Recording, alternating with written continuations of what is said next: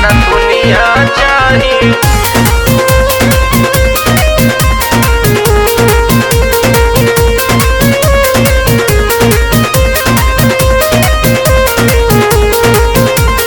कहतानी फोनवा पर सुना राजा जानी करी हन हमरा से तू आना कानी करी हन हमरा से तू हाय हाय हाय कहतानी फोनवा पर सुना राजा जानी करी हन हमरा से तू आना कानी घटल बाड़ सोरा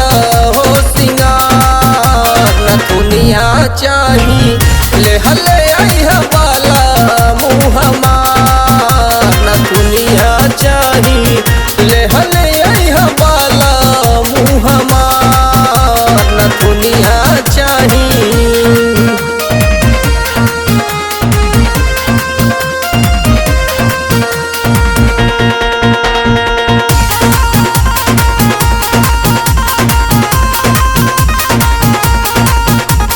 लिहले आईहा वोट के लाली औरी कंगना कान के बाली औरी कंगना कान के बाली लिहले आईहा वोट के लाली औरी कंगना कान के बाली मन बन राजा जी जे हमरो कहनवा देव नाही तोहरा के थरिया में खनवा तापे मिली तोहरा से प्यार न दुनिया चाही ले हले आई वाला मुँह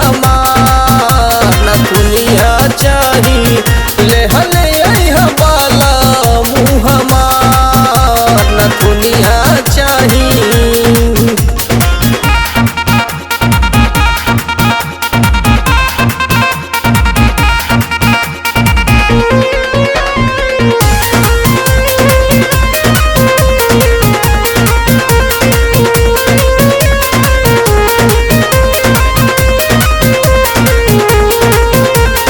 लहुरी न नदिया करेली ठिठोली पास पड़ोसन बोलेली बोली पास पड़ोसन